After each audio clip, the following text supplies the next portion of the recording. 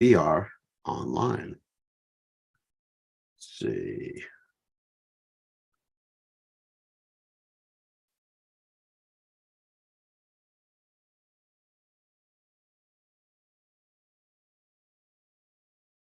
Okay. The notice went out.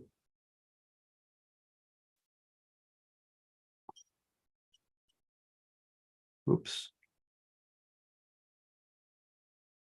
And we are live. Very good. Oops. Everything seems to be working. So we're continuing our study of the Sri Isopanisad, translation and commentary by His Divine Grace Srila Prabhupada. First, we'll chant Gauranga Balite Habe.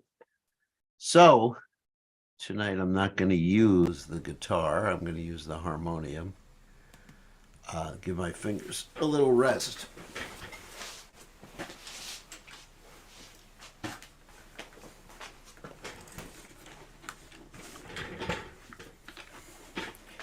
Oh, the other day using the guitar, I got too enthusiastic and I cut my finger. Two of my fingers. I got overwhelmed with enthusiasm.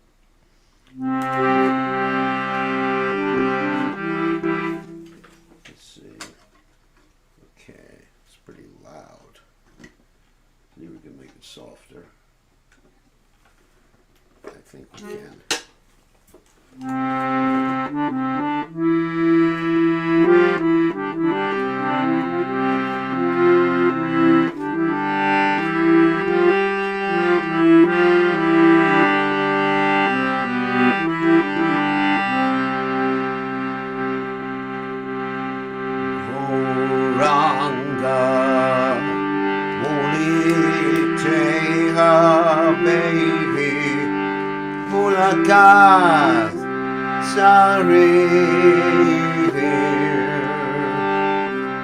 Gauranga Balite Habe Pulakasari Hare Hare Bolite Nayane Babu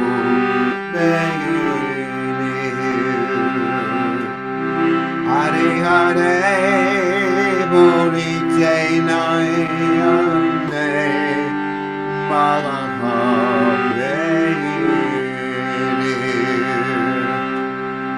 Arakabe Nitai Chandera Corona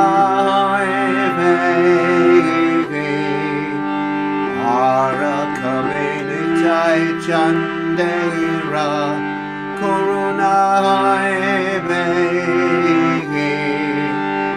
Samsara Vashana Mora Kabe Tucha Haibe Samsara Vashana Mora Kabe Tucha Haibe Ishai Hachoti Kabe Shudame Mana Nishaya Shodiya Kame Shudame Mana Kame Hamari Rabu Shri Vrindavana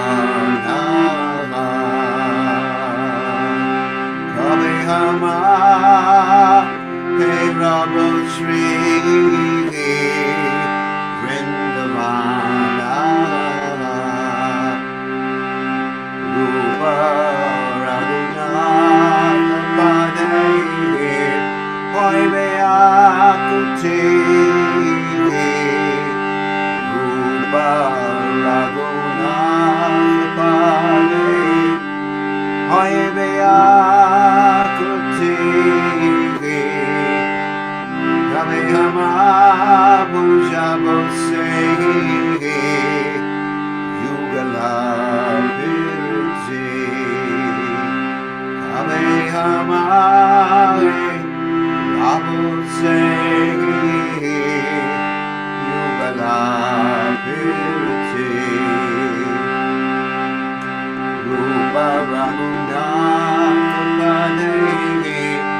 Raghumarashana Rupa Raghunatapane Raghumarashana Artana Kore Sadama Narotamodas Artana Kore Sadama Narotamodas Goranga Nitehame Pulakasare Gorangama Nitehame Pulakasare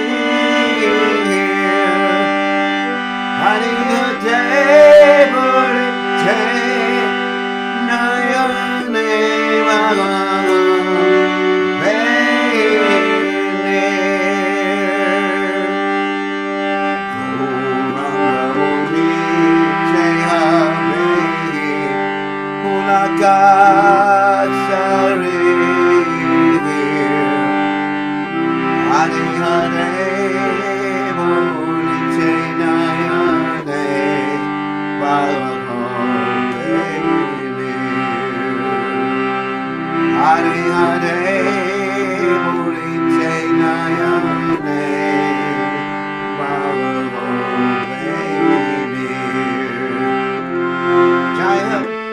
Prabhupada, Prabhupada, Prabhupada, Srila Prabhupada,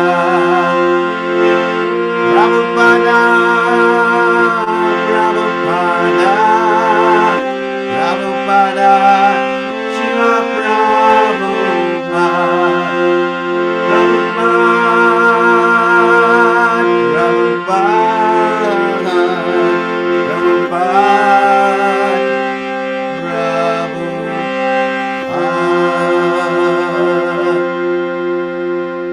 Jayom Vishnupad Paramahamsa Paravatikacharya also Tena Satashi Shimad His Divine Grace Abhaya Charananda Bhaktivedanta Goswami Srila Prabhupada Ki Jai ISKCON Founder Acharya Srila Prabhupada Ki Jai Anantakoti Vaishnav Vrinda Ki Jai Namacharya Srila Haridas Thakur Ki Jai Prem Se Kaho Shri Krishna Chaitanya Prabhu Nityananda Shri Advaita Gadadha Shivasari Gaur Bhakta Vrinda Ki Jai Shri Shri Radha Krishna Gopi Gopinath Sayam Kunda Radha Kunda Giri Govardhan Ki Jai Vrindavanam Ki Jai Mathuram Ki Jai Jagannath Swami Ki Jai Munamai Ki Jai Shrimati Lasi Devi Ki Jai Samaveda Bhakta Vrinda Ki Jai Gaur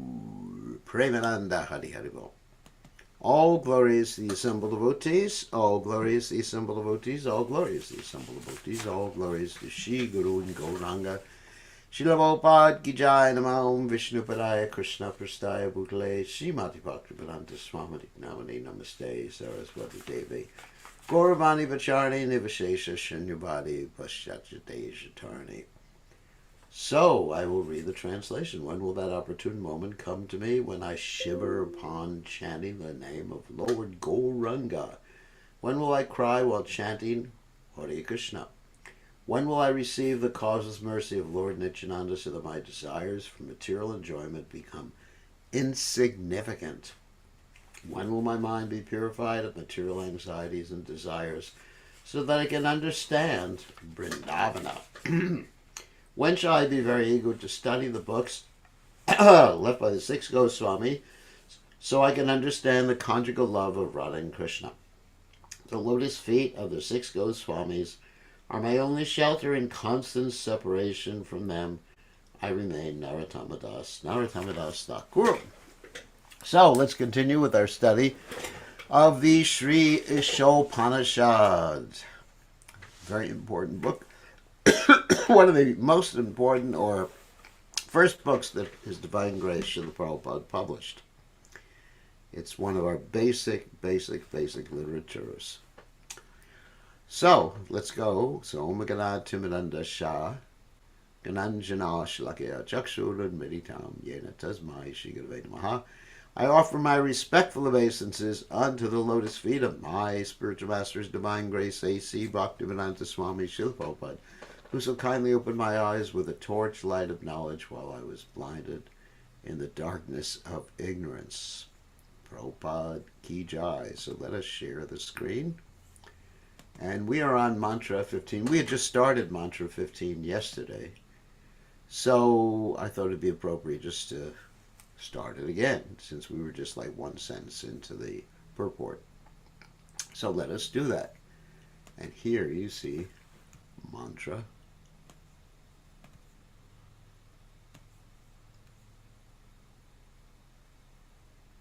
15, which is actually the 16th mantra, because there's a basic invocation or introduction in the beginning. Okay, so Mantra 15, it's actually one of my favorite mantras. Hiranmayena patrena satyasya pihitam mukam tatvam pushana pavrenu satyadaramaya drishtiye. O my Lord, sustainer of all that lives, your real face is covered by your dazzling effulgence. Please remove that covering and exhibit yourself to your pure devotee. So in other words, Krishna's effulgence, the Brahmajyoti, is so bright you can't even see Krishna unless you have spiritual vision. Unless you're a pure devotee. That's the only time you'll have spiritual vision. And another point is, the devotee doesn't want anything to do with that effulgence in terms of so-called merging into it. The devotee wants to have a personal relationship with Krishna. The devotee wants to play with Krishna, serve Krishna, feed Krishna, cook for Krishna, dance with Krishna, bathe Krishna. This is what the devotee wants.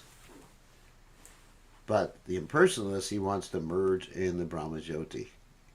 So Prabhupada explains in the purport in the Bhagavad Gita 14:27, the Lord explains his personal rays, Brahmajyoti, the dazzling effulgence, the bright light of his personal form. In this way, Brahmanohi pratishtaham amritasya vyayasya cha shatvatasya dharma shak shukasya ikantikasya cha. I am the basis of the impersonal Brahman, which is immortal, imperishable, and eternal, and is the constitutional position of ultimate happiness. And I explained this yesterday. Constitutional position means it's the atmosphere in which the Vaikuntha planets and Goloka Vrindavan float. But just by being in the Brahman, you don't get ultimate happiness, but you have to enter into the planets. That makes sense. Okay? Brahman, Paramatman, and Bhagavan are three aspects of the same absolute truth. Brahman is the effulgence, Paramatma is God in the heart, and Bhagavan is Krishna in Vrindavan, or in any of the Vaikuntha planets. Brahman is the aspect most easily perceived by the beginner. Yeah. Everything is Krishna. Sarva kal vidam Brahma. Everything is Krishna. Everything is Brahman. Okay. Paramatma, the super soul, is realized by those who have further progressed, and Bhagavan realization is the ultimate realization of the absolute truth. So, it's not that you have to go through these different realizations. You go directly to Bhagavan realization of God as a person. You don't have to pass through the other ones. In fact, it's something the devotees really don't want to do. How do you go directly through it? You follow the directions of Srila Prabhupada, and this is confirmed in the Bhagavad Gita 7:7, where Lord Krishna says that he is the ultimate concept of the absolute truth. Mata parataram nanyat. In other words, there's nothing superior to me. That's what this verse states. Therefore, Krishna is the source of the Brahmajyoti, as well as the all-pervading Paramatma. Later in the Bhagavad Gita, 10th chapter, text 42, 10th chapter, is called the opulence of the Absolute. So in this chapter, I just have to preface this whole discussion, Krishna talks about different material objects that represent his opulence. For example, of aquatics, I'm the shark. So they represent his opulence, but they are not Krishna directly, because you don't want to stick your head in a shark's mouth and think you're going to become Krishna conscious, because you lose your head, literally, figuratively, etc. So anyway, after going through this whole 10th chapter of the Gita where Krishna talks about different opulences, and the science of the self, all these different opulences, then Krishna says, oh, let me read the Sanskrit. This is what he says at the end. Atava bahuna itena kim gyatena ktavarjuna vishtabhyamidam krits nam ekam shedasito jagat. Krishna says, what is the need of there, Arjuna, for all this detailed knowledge? So you don't need any of that information. With a single fragment of myself, I pervade and support this entire universe. Although it helps us, if we see anything like amazing in this world, we understand it comes from Krishna, designed by Krishna, and will be destroyed by Krishna. Thus, by his one plenary expansion, the all-pervading Paramatma, Lord in the heart, Lord in everybody's in the atom, the Lord maintains the complete cosmic creation. He also maintains all manifestations in the spiritual world. That's Balaram who does that, who's in charge of what's called the Sat potency of the Lord. That means the existential potency of the Lord. Therefore, in the Shruti mantra of the Isopanisad, the Lord is addressed as Pushan, the ultimate maintainer. The personality of Godhead Sri Krishna is always filled with transcendental bliss. Ananda Moyo Vyasat. When he was present at Vrindavan in India 5,000 years ago, it was actually more than 5,000 now, he always remained in transcendental bliss, even from the beginning of his childhood pastimes. The killings of various demons, such as Agad, that was a big snake demon, Bakasura, that was like a little duck or a crane, where Krishna just bifurcated. Putana, the witchy demon, who Krishna sucked the life air out of, and Palambasura, were all but pleasure excursions for him. Palambasura made believe that he was a coward boy, and he was actually killed by Balaram. In this village of Vrindavan, he enjoyed himself with his mother, brother, and friends, and when he played the role of a naughty butter thief, all of his associates enjoyed celestial bliss by his stealing. The Lord's fame as a butter thief is not reproachable. In other words, don't chastise him for it. Therefore, he's called Makan Chor. Makan Chor. I'll explain what that means in a second. For by stealing butter, the Lord gave pleasure to his pure devotees. Makan Chor means the thief of butter. Makan. Makan, butter. Chor, thief. Now, normally when you call someone a thief, it's an insult. I remember there was one country I was in that people, anyway, there's a little politics in that country. And sometimes they would call a devotee a leader because they were envious of him. They would say, so-and-so is a Jor. He's a thief. It's an insult, but with the Lord, it's actually ecstatic. The Lord's a playboy. It's ecstatic. If you're a playboy, it's disgusting. Sorry about that, Prabhus. Everything the Lord did in Vrindavan was for the pleasure of his associates there, and for his own pleasure too. The Lord created these pastimes to attract the dry speculators and the acrobats. That's an interesting way to explain it. Of the so-called Hatha Yoga system who wish to find the absolute truth. The Hatha Yoga system, of course, is a system that includes what's called asanas. Asana means, different sitting positions, basically, or exercises or twists and turns. And really amazing stuff they do. I have one disciple who's so expert in asanas that he's world famous, and he uses his expertise in asanas to get other people to chant Hare Krishna. So he's actually using it as a trick. He said, come and learn asanas, and while you're doing your asana, chant Hari Bol.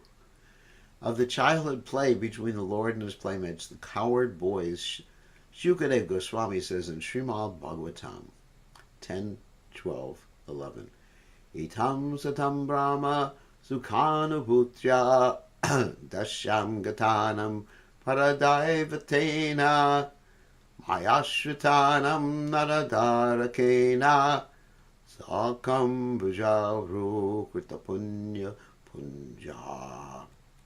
The personality of Godhead, who is perceived as the impersonal blissful Brahman by the Gyanis, that means those who are speculating, who is worshipped as the Supreme Lord by devotees in the mood of servitorship, who is considered an ordinary human being by mundane material people, played with the coward boys who had attained their position after accumulating many pious activities.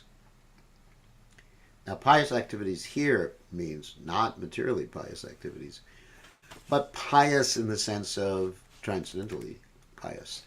Thus, the Lord is always engaged in his transcendental loving activities with his spiritual associates in the various relationships of Shanta, neutrality. I'll explain what that means. Shanta means just, oh, God is so great. He's great. I'm just going to look at him. He's so fantastic.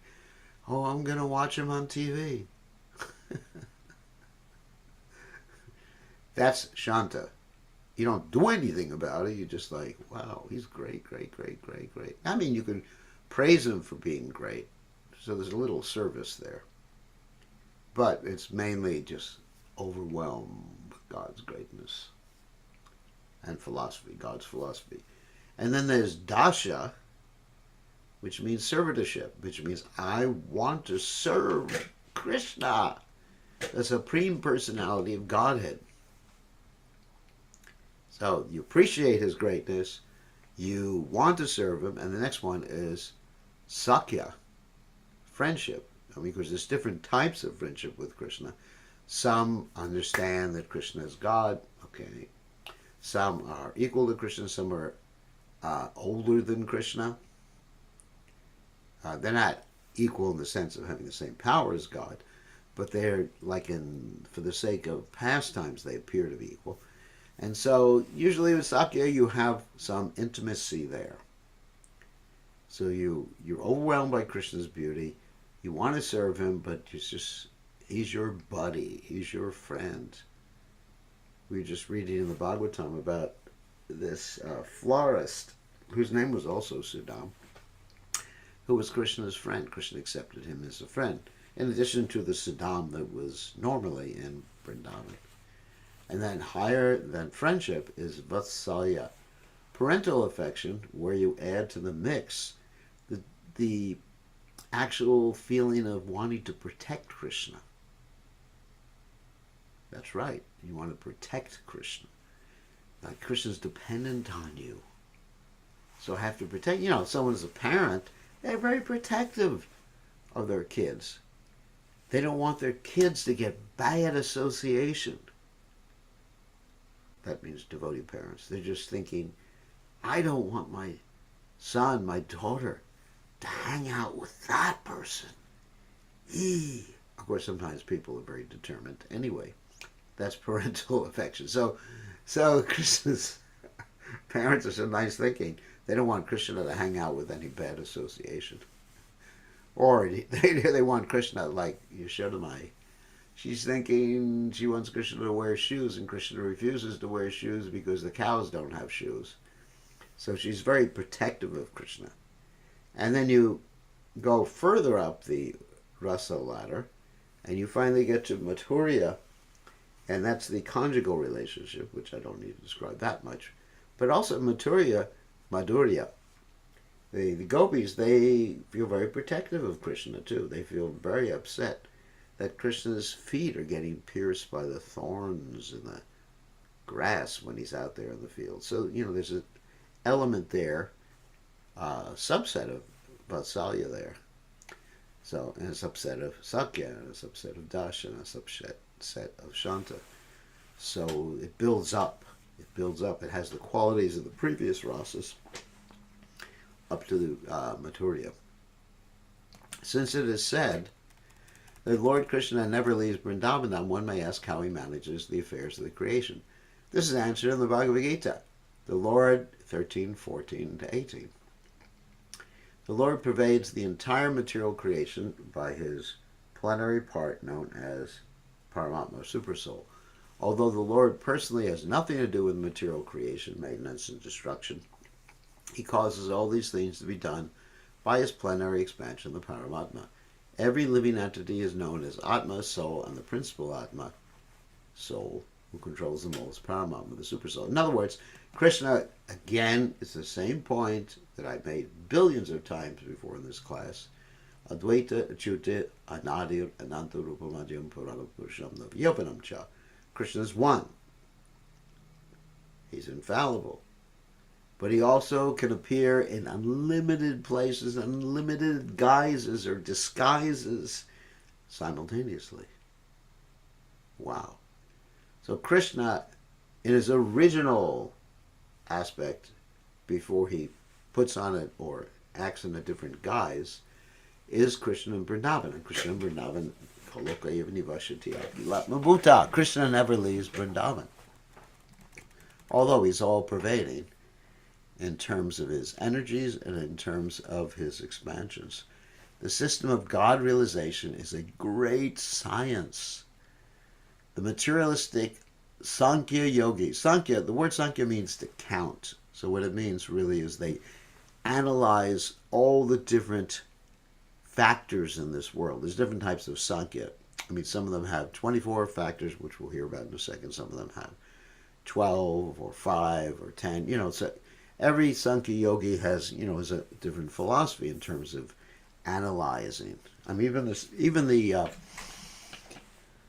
let's say the material scientists or the modern scientists, they have their table of periodic elements. That's a type of Sankhya. So they're counting the elements and their combinations and permutations. It's interesting, isn't it? So chemistry, or at least certain types of chemistry, are a type of Sankhya. But of course, it's not Sankhya yoga because it's not done, modern chemistry is not done to connect you with Krishna. So Sankhya yoga is meant for the purpose of connecting you with the absolute, the counting. So, but the materialistic Sankhya yogis can only analyze and meditate on the 24 factors of the material creation. They don't know there's something higher, for they have very little information of the Purusha, the Supreme Person, the Lord. And the impersonal transcendentals, those are the Mayavadis, or Brahmavadis, are simply bewildered by the glaring effulgence of the Brahma Jyoti. That means the light around Krishna. That's what this verse is about. If one wants to see the absolute truth in full, one has to penetrate beyond the 24 material elements. These are like earth, water, fire, air, ether, mind, intelligence, false ego, the active senses, the perceptive senses, etc. And the glaring effulgence as well. Brahmajyoti. Sri Isopanisad points toward this direction, praying for the removal of the Haranmaya Patra.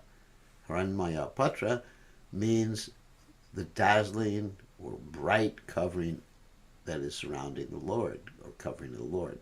Unless this covering is removed so one can perceive the real face of the personality of Godhead, factual realization of the absolute truth can never be achieved. In other words, as Krishna says in the Gita, what is it? Naham prakasha sarvasya yogamaya samavrita mudayam navijanati. If someone is not Krishna conscious, then they get bewildered by all these things, especially Krishna's external energy, and what to speak of the Brahma Jyoti, the light, the clear light.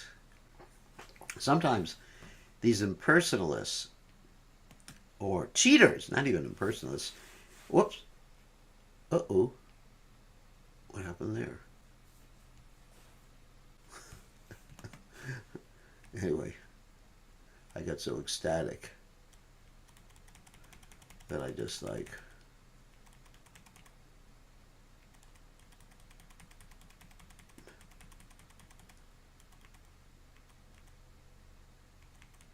I just like hit the wrong key? Sometimes that happens. Uh, okay, that's where we are. So sometimes the impersonalists, they talk about the bright light or the Brahmajyoti, and not real impersonalists, the bogus impersonalists, and they say to their disciples, I can show you the light. And their disciples say, wow, isn't that wonderful? Guru Maharaj, show me the light. So the Guru Maharaj says, please come closer. Actually, there was a group in the 1960s and 70s that did this. Please come closer. And Guru Maharaj would reach out and touch it, whatever certain nerve. He was, I guess, expert in knowing the nerves of the different energy centers of the body, etc. Nadis, I think they're called. And he would touch it, and the person would go, boom, we see a flash, and fall over backwards. And he would say, I have seen the light, I have seen the light. And Guru Maharaj would say, it's all by my mercy. Please give a donation. Anyway, so this cheating was going on in the name, because a real impersonalist doesn't just touch a nerve. He engages his disciple in extreme austerities so the disciple can see the light. It's not that you can actually see the Brahmajyoti living as a rascal in a modern city. The Paramatma feature of the personality of God, that's God in everyone's heart, is one of the three plenary expansions. Plenary means they're equal to Krishna, but just different manifestations. Or Vishnu Tattvas. To Vishnu Tattva means on the level of God, collectively known as the Purusha avatars. It means the person avatars, or the controller avatars. One of these Vishnu Tattvas, who is within this universe, is known as Kshirodakshai Vishnu. He is the Vishnu, that's the Paramatma, amongst all the three principal deities. There's three principal deities in the universe, Brahma, Vishnu, and Shiva, and he is the all-pervading Paramatma in each and every individual living entity. So he is the all-pervading Paramatma in each and every living entity. The second Vishnu Tattva within the universe is Garbhodakshaya Vishnu, the collective supersoul of all living entities. Beyond these two is Karanadakshaya Vishnu, who lies that's outside of the universe. Okay, Karanadakshaya Vishnu, both Kshirodakshaya Vishnu and Garbhodakshaya Vishnu. Garbha means womb. It means Garbhodakshaya means he lies in the womb, or the middle of the universe. Anyway, so there's the first one, which is called Karanadakshaya Vishnu, who's not in this universe. He's outside all the universes, the billions and trillions and quadrillions and quintillions of universes, and he's lies in something called the causal ocean. In other words, the causal ocean, sometimes called the Viraja, is what delineates or causes, is the boundary between material and spiritual realm. He is the creator of all universes. The yoga system teaches the serious student to meet the Vishnu Tattvas after going beyond the 24 material elements of the cosmic creation. Meet the Vishnu Tattvas. Hello, Vishnu Tattva. The culture of empiric philosophy. Empiric means the philosophy depending upon your material mind and what you see or can control or touch or somehow or other measure with your senses or with scientific instruments. The culture of empiric philosophy helps one to realize the impersonal Brahmajyoti, which is the glaring effulgence light of the transcendental body of Lord Sri Krishna. That the Brahmajyoti is Krishna's effulgence is confirmed in the Bhagavad Gita 14:27, Brahmano hi pratisthaham, as well as the Brahma Samhita 5th chapter, text 40. Yasha Prabha Brahmato Jagadanda Koti Kotish Vashesha Vasudari Vibhuti Vinam Tad Brahma Nishkalam Anantam Ashesha Bhutam Govindamadi Purasham Tamaham Bhajami. In the millions and millions of universes, there are innumerable planets. That means unlimited. And each and every one of them is different from the others by its cosmic constitution. So that just means what it's made of. All these planets are situated in a corner of the Brahmajyoti, just a little corner. They're 1/4 of the Lord's creation. This Brahmajyoti is but the personal effulgence of the Supreme Personality of Godhead, whom I worship. This mantra from the Brahma Samhita is spoken from the platform of factual realization of the Absolute Truth, and the Shruti mantra of the Sri Isopanisad. Shruti means to hear. Mantra means something that frees your mind from illusion. Under discussion confirms this mantra as a process of realization. The Isopanisad mantra, the one we're on now, is a simple prayer to the Lord to remove the Brahmajyoti, this bright light, so that one can see his, Krishna's, real face. The Brahmajyoti effulgence light is described in detail in several mantras of the Mundaka Upanishad. Upanishad means to come closer to the Guru, or come closer to Vedic knowledge. So this is 2, 9 to 11. So we're going to read the Sanskrit. Haran maye parakuche virajam brahmanishkalam tachchum brahm jyotisham jyotish tadbrajatva vito vidohu dayat nyantasa tatra suryo vatina chandra tarakam nema vidyuto vanti kuto yam agni tameva vantam anubhati sarvam tashyavasa sarvam idam vivati brahmai vedam amatam purastad brahma paschad brahma dakshinatash jyotarena adaschordvam cha vasishtam brahmai vedam vishwam idam varishtam. How's that? In the spiritual realm, beyond the material covering, is the unlimited Brahman effulgence, which is free from material contamination. That effulgent white light is understood by transcendentalists to be the light of all lights. In that realm, there is no need of sunshine, moonshine, fire, or electricity for illumination, similar to the Bhagavad Gita verse, Natadvasyate suryo nashashanko napavaga yedgadwad nanivartante tadama paramamama.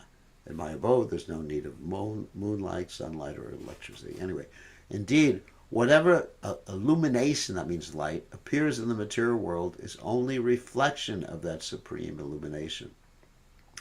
That means whatever you see in this world is a reflection of the Brahmajyoti, the light of the sun, the light of the moon, the light of a light bulb, the light of what? Any other light? Light of fire. It's all coming from the Brahmajyoti, just a reflection of the Brahmajyoti. Brahmajyoti is the original light. That Brahman is in front and in back, in the north, south, east, and west, and also overhead and below, in all directions. In other words, the supreme Brahman effulgence spreads throughout both the material and spiritual skies. Now, the reason everything is dark is that this material sky is covered. It's covered. I mean, we're covered. Each of these planets is covered. And of course, the whole material universe, each and every material universe is covered by all these different layers of earth, water, fire, mind, intelligence, false ego. And so light doesn't get through. So the natural situation within this world is darkness. That's why we need external light. Whether it's the sun, whether it's the moon, whatever. And actually, all light on the Earth planet, at least, is coming from the sun. Of course, the sun's light is indirectly the light of the Brahma Jyoti. Because if the sunshine would stop, then guess what would happen? Then everything would cool down on the Earth planet to something called absolute zero, very close to absolute zero. And when that happened, ain't going to be any light. Of course, you're not going to be around. You'll be frozen to a crisp. Perfect knowledge means knowing Krishna as the root of this Brahman effulgence. This knowledge can be gained from such scriptures as the Srimad Bhagavatam, which perfectly describes the science of Krishna. In the Srimad Bhagavatam, the author, Srila Vyasadeva, has established that one will describe the supreme truth as Brahman, Paramama, or Bhagavan according to one's realization of him. Again, the supreme truth can be the light, God in everyone's heart, or Krishna enacting his pastimes in Goloka Vrindavan or in any of the other spiritual planets. These are all aspects of the supreme truth. Of course, Bhagavan is the complete aspect. Srila Vyasadeva never states that the supreme truth is a jiva, or ordinary living entity. In other words, not an ordinary person like you and me. We are not God. We cannot become God. We never were God. We can become a servant of God. We are servants of God. We can realize that we're servants of God. The living entity should never be considered the all-powerful supreme truth. Ain't it true? If he were the supreme, he would not need to pray to the Lord to remove his dazzling cover so that the living entity could see his real face. If I was supreme, I wouldn't pray. I'd be supreme. That'd be bad if I was the supreme. We'd be in trouble. And I'd be in trouble. Couldn't keep up with all the responsibilities. I'd quit. The conclusion is that one who has no knowledge of the potencies of the supreme truth will realize the impersonal Brahman. Similarly, when one realizes the material potencies of the Lord but has little or no information of the spiritual potencies, he attains Paramatma realization. But that's interesting. That if one realizes, no knowledge of the potency of the supreme truth. In other words, everything's one. It's not that there's God in Shakti or Shakti in Shakti Mam. So the best you can do is impersonal Brahman. And so if you realize that here's the potencies of the Lord, but you're not given information about what Krishna does or spiritual life, then you'll just think that God is just all-pervading. Thus, both Brahman and Paramatma realizations of the Absolute Truth are partial realizations. That means just part of the whole. However, when one realizes the Supreme Personality of Godhead, Sri Krishna, in full potency after the removal of the Hiranyamaya Patra, one realizes Vasudeva Sarvamiti. So that means when you have full realization, you realize that Krishna is everything. And everything comes from Krishna. And Krishna is the full manifestation of the Absolute. Bhagavad Gita 7:19. Lord Sri Krishna, who is known as Vasudeva, is everything. Actually, the word Vasudeva means the Lord Deva, Vasudeva, who is all-pervading. Okay? Interesting. The name of Krishna's father in Mathura is Vasudeva. Got it? In other words, it's the same spelling but with a short A in the beginning, Vasudeva. And the name of Krishna is Vasudeva, a long A, all-pervading. Vasudeva is the father of Vasudeva. Actually, Nanda Maharaj is the real father. Nanda Maharaj is Shulamai, that's the real father and mother. Everything else is expansion. So is everything. Vasudeva is everything Brahman, Paramatma, and Bhagavan. Bhagavan means Bhagavan. To be full of Bhaga. Bhaga means opulences, wealth, strength, renunciation, beauty, fame, intelligence, like that. He is Bhagavan, the root, and Brahman and Paramatma are his branches, the partial manifestations of God. In the Bhagavad Gita, 6th chapter, text 46 to 47, there is a comparative analysis of the three types of transcendentalists: the worshippers of the impersonal Brahman, the Gyanis, people just get into their heads; the worshippers of the Paramatma feature, yogis, like the Hatha yogis who do all these exercises, breathing in, breathing out of the nostrils in different ways; and the devotees of Lord Krishna, Sri Krishna, the Bhaktas. It is stated there that the Gyanis, those who have cultivated Vedic knowledge, are better than ordinary fruitive workers, that the yogis are still better than the Gyanis, and that among all yogis, those who constantly serve the Lord with all their energies are the topmost. Of course, that's a famous verse, 647. And I remember it. Yoginam api sarvesha madgatain antaratmana shadavan bhajate yomam same yuktatamo mataha. So the translation is, Yoginam, of all the yogis, api sarvesham, all, of the yogis, api sarvesham, all, Yoginam api sarvesham madgatain antaratmana, who take me as the goal, or serving me within their hearts. Serving me as the topmost. Madgatain antaratmana. But not only just serving me, Krishna says, but shadavan. So there's that word van, or the suffix van, which means full. Shadavan. What does that Shadavan means? Shraddha means faith, or giving one's heart. Shraddhavan. So Shraddhavan, they're full of faith and complete faith. Abhajate yomam. Bhajate means not just worship, but to worship with love. It's not just like chanting and things like that, only chanting. It's chanting and worshiping Krishna with love. Bhajate yomam, to chant, to worship Yomam. That mam, of course, means Krishna. Sa me yuktatama. Those people, yuktatama, uttama, they are topmost, above all others. So a very famous verse. Actually, the devotees should learn this verse. Yoginam api sarvesham madgatain antaratmana shadavam bhajate yomam same yuktatamo namaha. 647 are the topmost. In summary, a philosopher is better than a laboring man.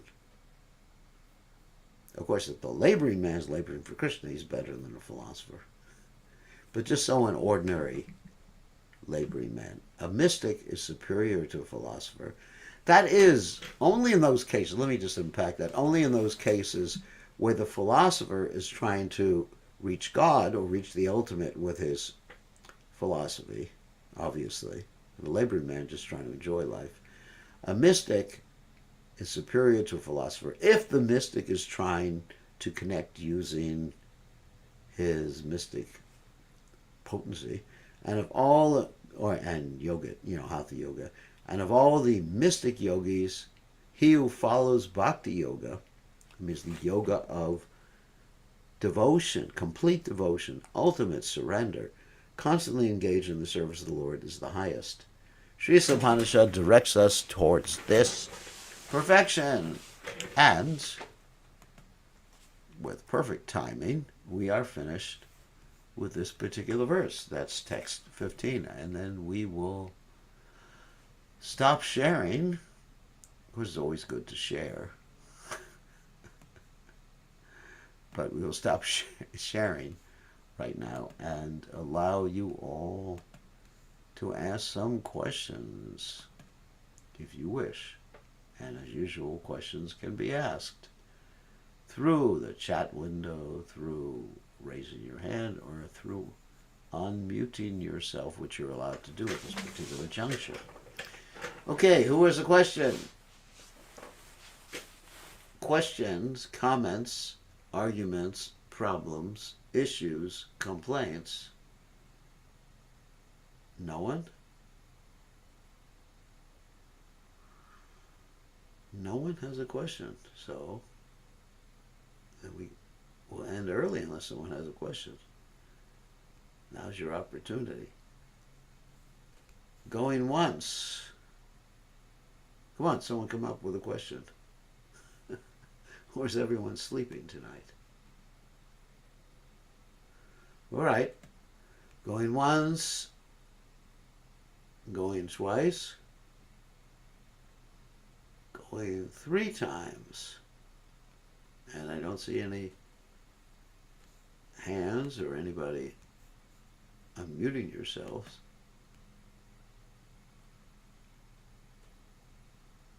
Anyone?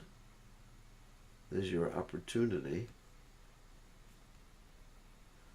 I guess not. Boy, we're being very liberal here. No. Oh, Adi Dave. Okay. Okay, you can unmute yourself. Gurudev, Hare Krishna, Dandavat Pranam. So Haribo. we hear these 2 words. One is Brahma Jyoti, and again we hear Brahman. So Yeah. why these 2 different words are used? Like Jyoti means it's light. Why it is characterized as Jyoti? Because usually in scriptures it's always used as Brahman. Even Gita also it's used as Brahman, but not as Brahma Jyoti. Yeah, it depends on the context, but the word Brahman can mean other things than the Brahma Jyoti. Actually, the word Brahman means the greatest.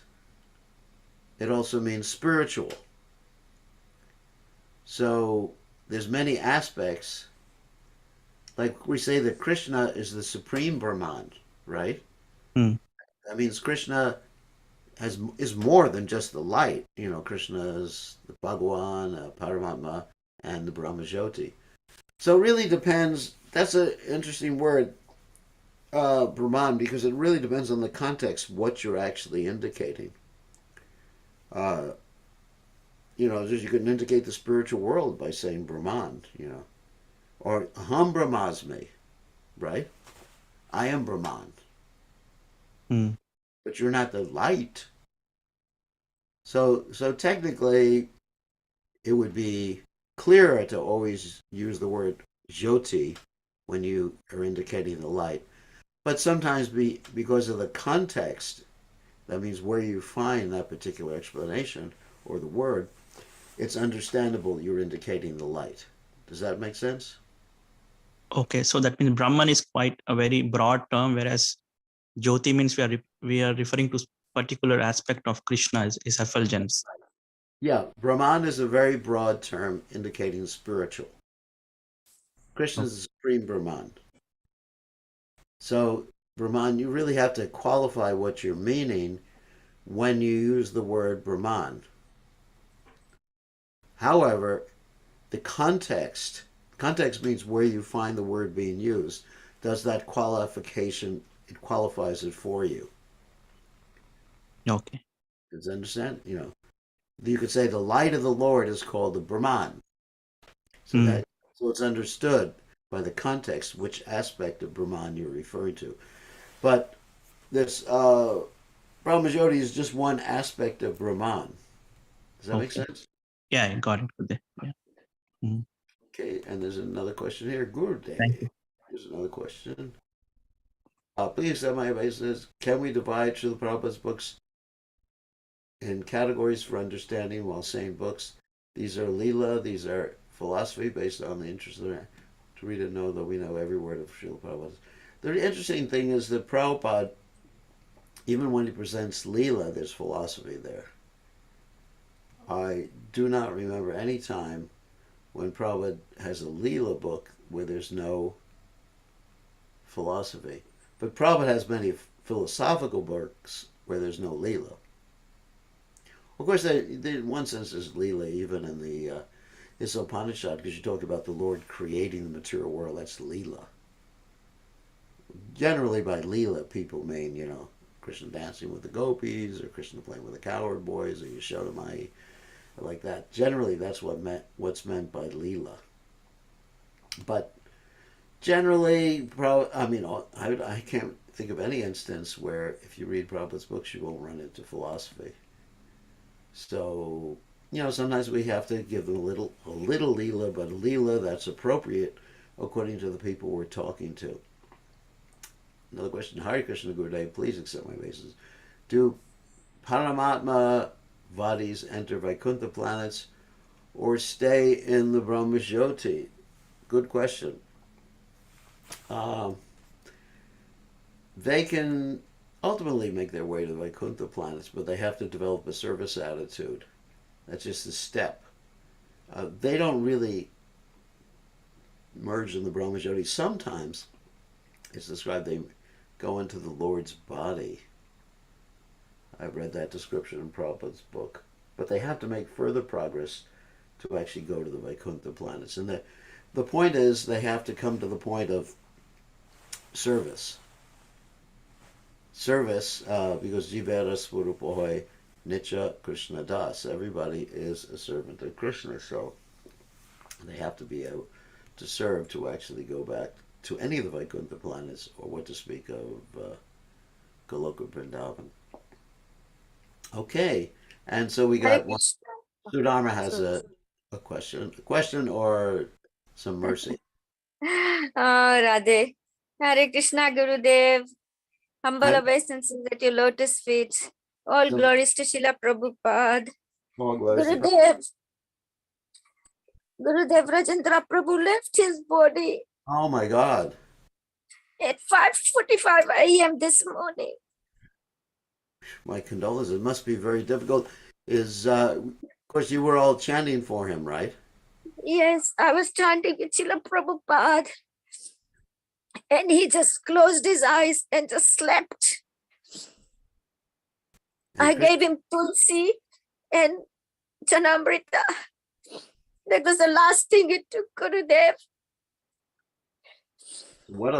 in one sense, what a fortunate departure. Now he's gone to Krishna. Yeah. Yes. He's gone back to Krishna because last thing he heard was the holy name, and he had Tulsi and Charnamrita, and you have Giriraj there, so he took Giriraj Charnamrita, right? How fortunate.